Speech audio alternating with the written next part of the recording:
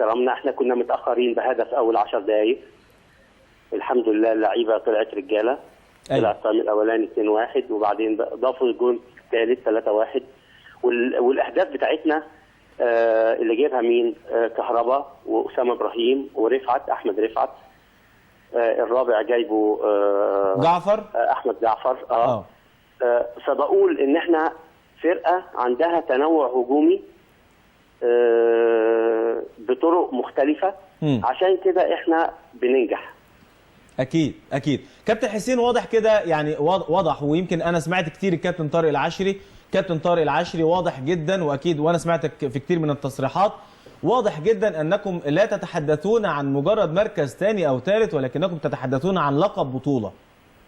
والله يا احمد انا عايز اقول لك حاجه، احنا بنتسرسب وعايزين نفضل كده لغايه لما نتمكن وبعدين نتكلم. يعني هتفضل كده بمقابلات واحده واحده ولا السياسه دي. ايوه احنا عايزين نفضل كده لغايه اما نيجي مره واحده ربنا يكرمنا بمباراه والزمالك يتعثر في مباراه ونركب الدوري ونفضل عليه بقى ان شاء الله. هو فيريرا يمكن في تصريحات سابقه يعني هو الراجل بيقول لك انا يعني الخوف الحقيقي، الناس كلها بتتكلم على عوده المارد الاحمر، ولكن هو الراجل كان واقعي وقال لك الخوف من انبي. والله يبقى بيقدرنا كويس. يبقى بيقدرك كويس. بس انت يا كابتن خلاص انت كده قلت الخطه بتاعتك تتمسك لحد ما تتمسك. انت كده عرفتنا القصه، خلي بالك. طب ما هي يعني ما انا عايز العب عشان اكسب. انت بتلعب عشان تكسب. كابتن الماتش اللي جاي مع مين يا كابتن حسين؟ الماتش الجاي مع دمنهور عندنا في بترو سبورت ان شاء الله. مع مين يا كابتن؟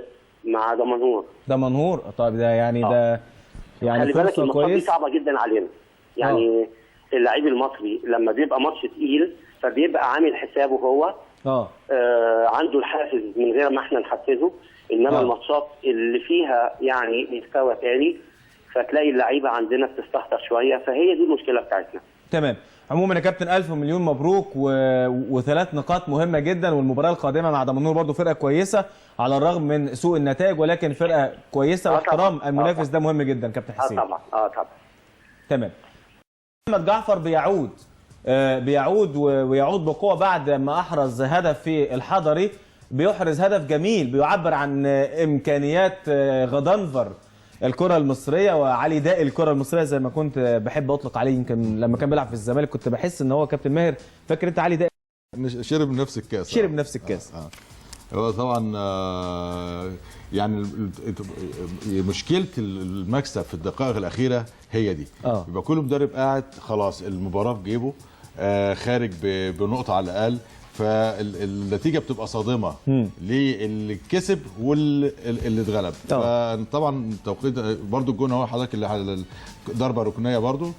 المقاولين جايب جونين من ضربه ركنيه، وبتروجيت جايب جون من ضربه ركنيه، ونادي الجونه جايب جون من ضربه ركنيه. 4 جوان النهارده اهداف من ضربات ركنيه. تمام.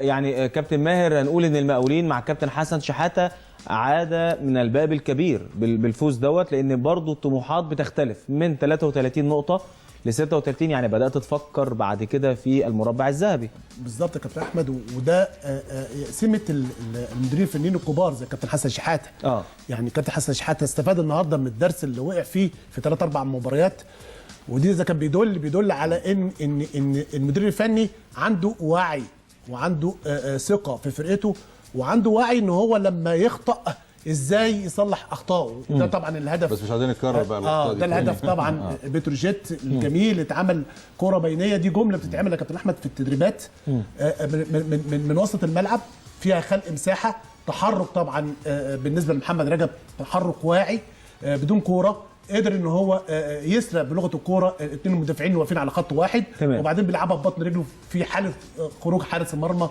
بيلعبها ببطن رجله بشكل جميل جدا. وده الهدف الثاني طبعا زي ما الكابتن علاء قال، مشكله التمركز يا كابتن احمد بالنسبه للمدافعين.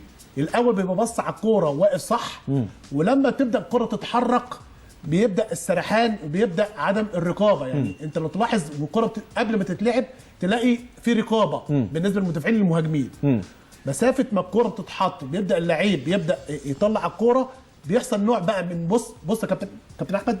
وبعدين الراجل طبعا المهاجم بلال بينط في وسط 3 من مدافعي المقاولين العرب. وبعدين انا عايز اقول حاجه يا كابتن احمد، الكره داخل خط ال6 ياردة، يعني هنا في دور الحارس لحسن شاهين. بالظبط، يعني داخل ال6 ياردة لازم يطلع ينظف ويريح الناس تاني جول تمام. المقاولين تاني. هي كلها زي ما احنا اتفقنا، يعني يمكن واحنا بنتابع هذا اللقاء ان الاهداف زي ما هي بتحرز من اجاده للمهاجمين ولاعبي الوسط. عايز اضيف نقطه على كلام كابتن ماهر كابتن احمد، ان نادي المقاولين العرب كابتن حسن وجهازه مع عوده واحمد سعيد ومحمد يونس استلموا المقاولين العرب وهو بعد 8 مباريات ب6 نقاط. تمام. من 8 مباريات 6 نقاط. النهارده لما يوصل للنقطه 36 انا اعتبر ان ده حاجه كويسه قوي وانجاز كويس. انك عشان تطلع بالفرقه من المستوى اللي كان واقع فيه بعد 8 مباراه للمستوى ده، اعتبر ده برضو هذا انجاز ليهم ويحسب ليهم، وبنهنيهم على 3 نقط وعلى المركز اللي خدوه، وان شاء الله الفتره اللي جايه يبقى احسن واحسن باذن الله.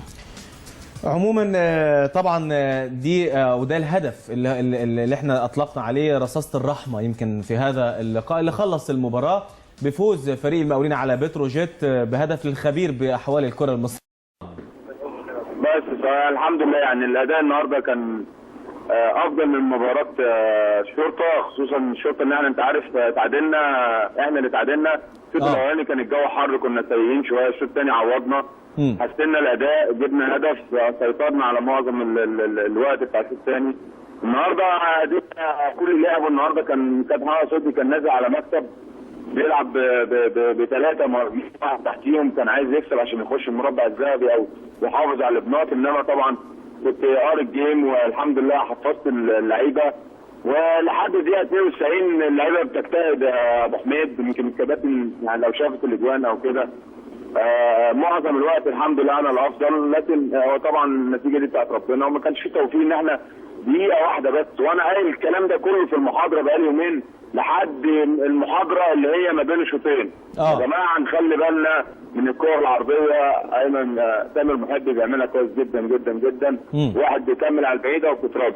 قلت سهل، انا كني يعني مخاوي بقول كده بتيجي عليا، عشان كده بقول لي لا انا مش هقول حاجه تاني، خلي بالك. لا ما تقولش، لان واضح لما انت بتقول بيحصل اللي انت بتقوله. والله حاجه غريبه يا ابو حميد، انا مش هقول تاني. يعني كنا في ماتش الاهلي برضه قلت له الاهلي مميز بكره عرضيه، دخل في الدقيقه 85 لصلاح الدين جابها بدماغه مخاطره من الحارس والمدافعين. طب انا مش هتكلم تاني خلاص. كابتن مين الجول كيبر يا كابتن اللي كان واقف يعني النهارده اسمه ايه؟ محمود كوكو، طبعا ده الحارس كان البديل وبقى له 3 ماتشات بيلعب. ومحمد فتحي كان طبعا بعيد عن المباريات وهو موهوب 3 مباريات، وهيعود ان شاء الله بعد مباراه الاتحاد ان شاء الله. عموما يا كابتن معلش هارد لك، اكيد انت عملت جيم كبير وتعادلت مع فرقه كبيره، وانا شايفك على الخط. عارف يا مصطفى لو انت ترجع انت كانك يا كابتن سمير عايز تنزل الملعب وتقف في الحته بتاعتك دي. والله بس انا خسي 4 كيلو انزل اكسر القلب. لا انا شايفك انت بتكلم اللعيبه والكره بتتلعب. بالظبط، انا بقول لك ما حفظتكم يعني هي لو الكره تردي خلاص الحكم هيصفر. الاتحاد بهدفين مقابل لا شيء، جاء الهدف الاول عن طريق عمر جابر في الدقيقه 16 من عمر المباراه، ثم اضاف بعد ذلك باسم مرسي في الدقيقه